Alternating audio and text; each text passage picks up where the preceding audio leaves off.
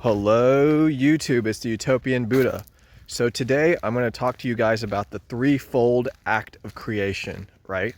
So creation starts out with Brahman, the non-dual, spaceless, timeless, deathless reality. A reality that is beyond all phenomena, right? This is the self-generated act of creation, an awakening without an awakener, right? It's just pure awakening, pure creation, right? Out of this creation, the masculine and feminine are born out of existence, right? And then that's the second movement. The third movement is the interrelationship between the masculine and the feminine to get creation. So God exists eternally and infinitely. Self-generatingly, God creates the opposites of existence, and in the relationship between Purusha and Prakriti, or spirit and nature, reality comes into being. So it's a threefold act, right? So I put up a picture while I was talking about this. Hopefully you guys can understand that. But I just got out of Adiyogi, the shrine at Isha, Tennessee, and that's basically what the story says is about on the wall. I just read a little story, a little notebook that described the story on the wall panel, right?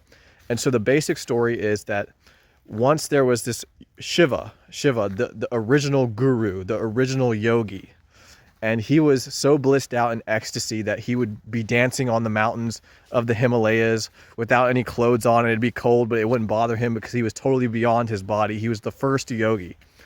And he would alternate between dances of infinite ecstasy and moments of complete stillness and complete transcendence.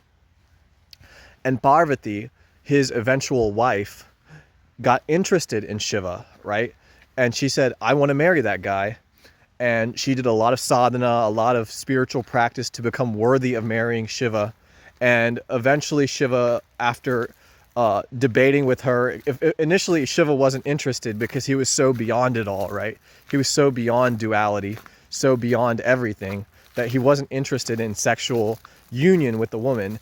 And eventually he consented to marry Parvati because Parvati made the argument saying that, hey, well, the feminine principle is just as important as the masculine principle. But Adiyogi says, I am not masculine. I am the original non-dual spaceless. I am step one of that three-step process. Nevertheless, he's also step two. And so he married Parvati eventually because Parvati made the argument, said, hey, look, I'm Earth. But then Shiva corrected her, but he also said, yes, I am also Father Heaven, right? And she's Mother Earth.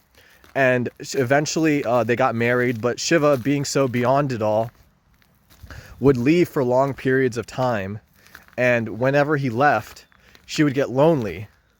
And so eventually Shiva felt bad for doing it, for leaving so often. So he decided that he would become one with her, not sexually, but in terms of enlightenment. So together they merged. Shiva whispered sweet enlightenment phrases into her ear until she merged with him and they became one. And Parvati attained enlightenment. So Earth, Mother Earth was brought up and elevated to heaven, and the ecstasy of enlightenment, which is the non-dual unity of heaven and earth. Namaste, guys.